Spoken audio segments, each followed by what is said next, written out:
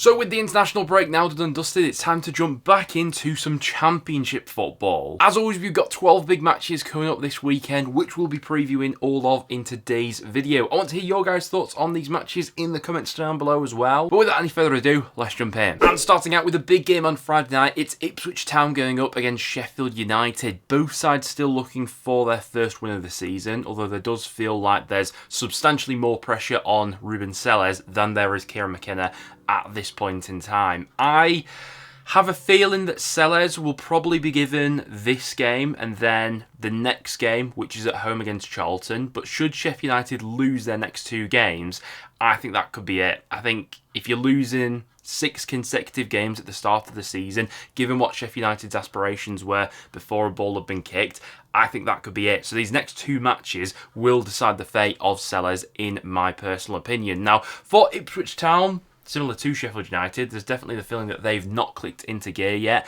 A draw just before the international break against Derby. 3 draws, 1 loss for the Tractor Boys so far. And it's a tough one to call this one because we've really not seen a great deal of consistency from either side. I still think that Sheff United have a goal in them in this game. I know they've only hit the back of the net once so far this season, but Ipswich have looked a little bit fragile in that defensive department where it feels like the balance of the whole side hasn't quite been right in most of their matches so far. Score prediction for me in this game though, I'm going to say Ipswich finally get up and running at Portman Road. 2-1 Ipswich, I'm saying, in that game to kick things off for the weekend. Next then to the Valley for the first of the Saturday 12:30 kickoffs. It's Charlton up against Millwall. Now these two sides won't want to give much away, and it does feel like a bit of a low scorer this one, where the first goal is going to be absolutely pivotal. I think most of us fancy Charlton to be quite strong and competitive at the Valley all season.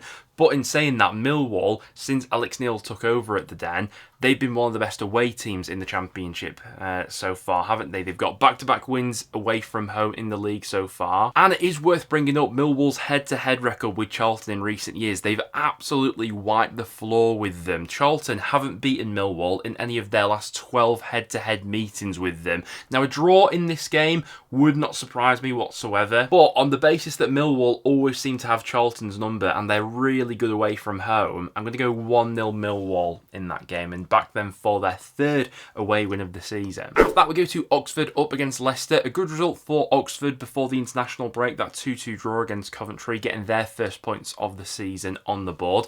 Leicester, been a little bit up and down performance-wise, but results-wise, they've been pretty good so far this season. Only the 1 defeat from their opening 4 matches, and that was away at Preston. Generally speaking, Leicester's away performances, the 2 times we've seen them on the road in the Championship this season, haven't been amazing. Away at Preston, I know they got the job done away at Charlton, but Stolarczyk played a large role in that, had a really good game, and despite Charlton creating numerous opportunities in that game, they managed to grind out the 1-0 away victory. And it does still feel like, while Leicester performance-wise probably will continue to fluctuate week to week, quality-wise, especially in the front end of the pitch, they've got so many potential match winners there, and that's the area of this game that I think they could just about sneak it. Score prediction, I'm going to go 2-1 to the Foxes on the road. After that, to Deepdale for Preston up against Middlesbrough. Now, it's been a really good start to the season for North End at Deepdale, with back-to-back wins against Ipswich Town and Leicester City, and this will be another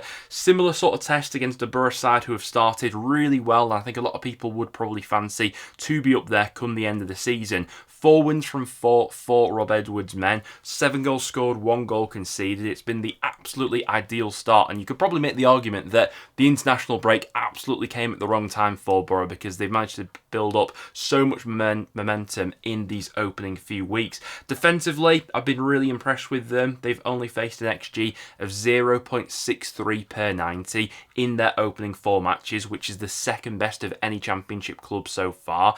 Also, this game's made even more interesting by Alan Brown being at Borough. His first appearance for them could be back at North End. I'm interested to see what capacity he's involved with this squad over the weekend. For me personally, as a North End fan coming into this game, I think a lot of the outcome ultimately relies upon what level of fitness Osmajic is coming into this game. Obviously, he missed that game prior to the international break away at Portsmouth, and I think we definitely liked his presence in the final third. If he's ready to go from the start, ready to play a full 90 minutes, I back our chances of getting something from this game. It's also worth pointing out that Preston have won their last 5 head-to-head matches with Middlesbrough at Deepdale. Middlesbrough don't tend to enjoy coming to Preston, despite usually bringing a really good away crowd. I'm going to go against the grain here and say that Borough's 100% winning record will come to an end. Score prediction: let's go 1-0 Preston. We've been good at home so far. Next up, and into the Saturday 3 PM kickoffs, we've got Coventry coming up against Norwich City. This has the potential to be quite a fun game of football, certainly one of the highest scoring games over the weekend if Coventry come into this playing as fluid as they were before the international break. And we all know about the firepower that Norwich have in their ranks, particularly with Josh Sargent. A good win for Norwich before the international break, beating Blackburn 2-0 away from home. A clean sheet in that one was much needed because I think there has been a bit of defensive vulnerability there within that Norwich back line. Similar case for Coventry as well, really. As good as they've been going forward at times, they have been caught out on a few occasions. I just think that with how fluid that Coventry forward line has been so far, and with a few potential holes in that Norwich squad that are still adapting to how Liam Manning wants them to play, score prediction for me in this game, I'm going to go for a 3-2 Coventry home win. After that, we go to Hillsborough for Sheffield Wednesday up against Bristol City. I do think in one of these upcoming weeks, Sheffield Wednesday will pull a result out of the bag and they'll get all 3 points. And you feel like that's more likely to happen in one of their home matches. But will that happen this weekend? I'm not so sure, because Bristol City have looked like a pretty well-oiled machine under Gerhard Struber so far. 8 points on the board from their opening 4 matches, 2 wins, 2 draws. Scott Twine's been in fantastic form for them so far. Emil Rees getting off the mark before the international break with a brace against Hull was much needed as well. That'll do the world of good for his confidence. Sheffield Wednesday absolutely cannot be underestimated, and that's been seen with some of their performances in the League Cup especially. I just think that Bristol City will have a bit too much quality in this game though. Score prediction for me, I'm going to go 2-0 Bristol City on the road. After that, to the Bet365 for Stoke up against Birmingham. A tough game to call this one in my opinion, because it's been a really good start to the season for Stoke, both results and performance wise. I know they had that loss before the international break at home against West Brom, but losing 1-0 against the Baggies in a quite tight match is certainly no disgrace, and it feels like this is potentially still a decent time to be playing Birmingham. I feel like they're one of the teams that are going to get better as this season goes along. It still feels like they're working on the balance of that squad. I think of the starting 11 that started against Leicester before the international break, 5 of them starting players had signed for them over the summer. So still integrating a lot of fresh faces, and as a consequence of that, those patterns of playing, that zippiness on the ball hasn't always been there for Blues so far. Furuhashi yet to open his account for the season as well. It feels like once he starts scoring, he'll go on a real roll, but that's not quite happened for him so far. Do you know what? For me personally, I'm thinking this game just screams of a draw, to be honest with you. Kumas going back to Stoke and bag him wouldn't surprise me whatsoever after he spent last season on loan at the Bet365 Stadium.